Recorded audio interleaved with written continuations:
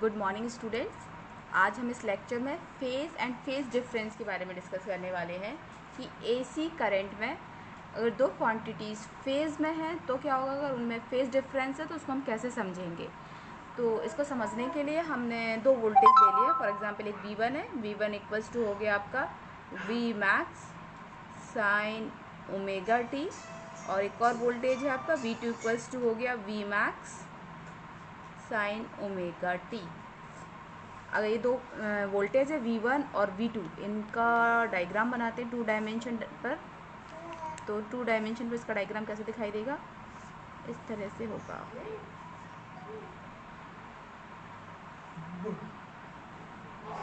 ये हो गया आपका V1 V max sine omega t, और ये हो गया आपका V2 equals to V max sine omega t. तो अगर दो क्वांटिटीज़ हैं, अगर दो क्वांटिटीज़ सेम फेज़ में हैं तो उन दोनों क्वांटिटीज़ में क्या होगा, वो दोनों क्वांटिटीज़ अपनी मिनिमम और मैक्सिमम वैल्यू को क्या करेंगी, एक ही समय पर गेन करती है, एक साथ ही अपनी मिनिमम और अपनी मैक्सिमम वैल्यू को गेन करती है। अगर इन दोनों की वैल्यूज़ या मैग्नीट्यूड कैसा हो सकता है, अलग अलग हो सकता है। ये जो वी मैक्स की वैल्यू इसमें हो सकता है 5 वोल्ट हो सकता है इसमें वी मैक्स की वैल्यू 10 वोल्ट हो, लेकिन दोनों की जो फ्रीक्वेंसी है ओमेगा है वो कैसा होगा आपका, सेम। अगर दो क्वांटिटी की फ्रीक्वेंसी सेम है, वो अपनी मिनिमम और मैक्सिमम वैल्यू को एक साथ गेन कर रही हैं, तो ऐसी क्वांटिटी आपस में कैसी होती है, फेज़ में कहलाती हैं। भले उनका जो मैग्नीट्यूड है वो कैसा हो सकता है आपका, डिफ़र हो सकता है। एक 5 वोल्ट की वेव फॉर्म है, एक 10 वोल्ट की वेव फॉर्म है। दोनों वेव फॉर्म अपनी मैक्सिमम वैल्यू और मिनिमम मतलब 0 और मैक्सिमम मतलब वी मैक्स, वी वैल्यूज़ को एक ही समय पे गेन कर रही है। मान लीजिए कोई समय है t बराबर 2 सेकेंड, t बराबर 2 सेकेंड पे V1 वेव ने अपनी मैक्सिमम वैल्यू गेन करी है 10, और V2 ने अपनी मैक्सिमम वैल्यू गेन करी है 5। ये 10 वोल्ट हो गया, ये 5 वोल्ट हो गया। दोनों ने अपनी मैक्सिमम वैल्यू एक ही t बराबर 2 सेकेंड पे गेन करी है, और एक कोई समय है t बराबर 4 सेकेंड, इस पे दोनों क्या हो गई है, 0 हो गई है। तो अगर दो क्वांटिटी अपनी मिनिमम और मैक्सिमम वैल्यू को एक साथ गेन करती हैं तो वो जो क्वांटिटी है वो कैसे कहलाती है, सेम फेज़ में कहलाती है। तो इसी चीज़ को अगर हम वैसे देखेंगे तो क्या कहेंगे, two alternating wave shape are said to be in phase। अगर दो क्वांटिटी है हम उनको फेज में जब भी बोलेंगे, said to be in phase when they reach their maximum and minimum। Maximum and minimum, AC में मिनिमम कितना है, 0 वैल्यू है, 0 values at the same time. ये इसकी परफेक्ट डेफिनेशन है, जो कि मैंने बहुत ही सिंपल वर्ड्स में आपको बताई है कि दोनों सेम फ्रिक्वेंसी पर अपनी मिनिमम और मैक्सिमम वैल्यू को गेन करती हैं, चाहे उनका जो मैग्नीट्यूड है वो कैसा हो सकता है, डिफ़र कर सकता है। तो इस तरह की क्वांटिटीज़ आपकी क्या कहलाती है, इन फेज़ कहलाती है।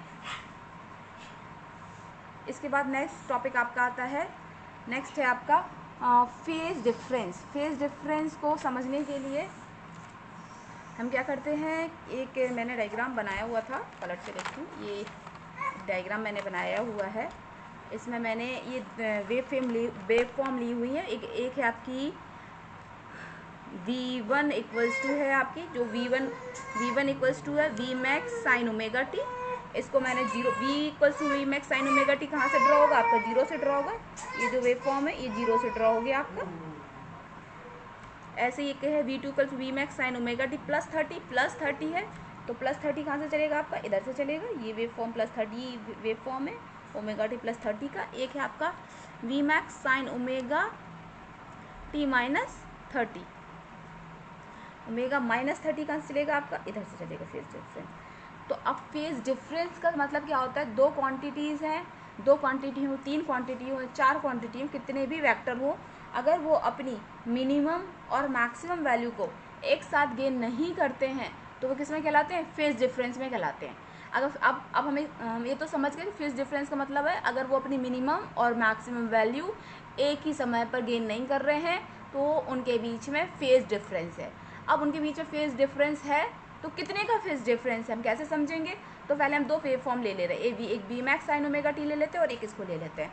एक मैंने ले लिया V1 बराबर V max sine omega t, एक हो गया V2 बराबर V max sine omega t plus 30।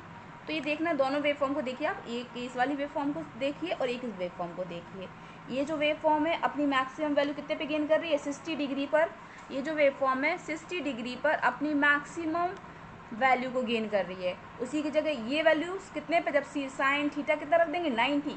जब साइन 90 का रख देंगे तो V1 जब ओमेगा, कहाँ समझाती हैं, यहाँ समझाने कुछ। एक हो गया आपका V1 बराबर V max sine omega t, एक है आपका V2 equals to V max sine omega t plus 30। इन दो को समझाती हूँ पहले।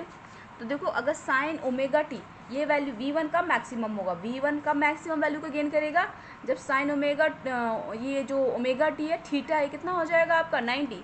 जब वैन थीटा इक्वल्स टू 90 होगा तब V1 क्या होगा? V1 बराबर होगा V मैक्स। तो ये जो वेव फॉर्म है इस वाले की वेव फॉर्म है, जब थीटा 90 होगा तो अपनी मैक्सिमम वैल्यू को गेन करेगा। ये जो मैक्सिमम वैल्यू कब मिल रही है हमको? इसकी मैक्सिमम वैल्यू 90 पे मिलेगी। डायग्राम थोड़ा सा गड़बड़ है, 90 पे। ऐसे V2 अपनी मैक्सिमम वैल्यू कब देगा? V2 बराबर क्या है? V max sine omega t plus 30। ये कब हमें मैक्सिमम वैल्यू देगा? जब ये जो ओमेगा टी है या इक्वल्स टू थीटा है कितना होगा? 60 डिग्री होगा। 60 डिग्री होगा तब V2 बराबर क्या मिलेगा? V max. मतलब जब एंगल 60 पर क्या हो जाएगा? V2 अपनी मैक्सिमम वैल्यू को गेन कर लेगा।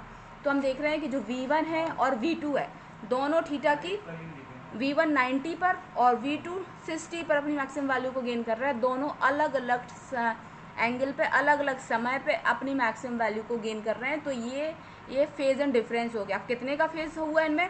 ये 90 पे मैक्सिमम वैल्यू को गेन कर रहा है और ये 60 पे, तो कितने का फेज डिफरेंस आया? Phase difference between V1 and V2 equals to कितना हो गया आपका? Phase difference between V1 and V2 कितना हो गया आपका? 90 माइनस 60 दैट इज 30 डिग्री।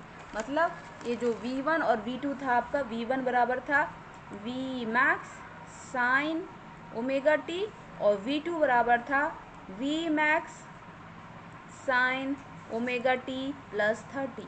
तो ये wave form theta equals to 90 पर मैक्सिमम होगी, ये wave form theta equals to 60 पर मैक्सिमम होगी।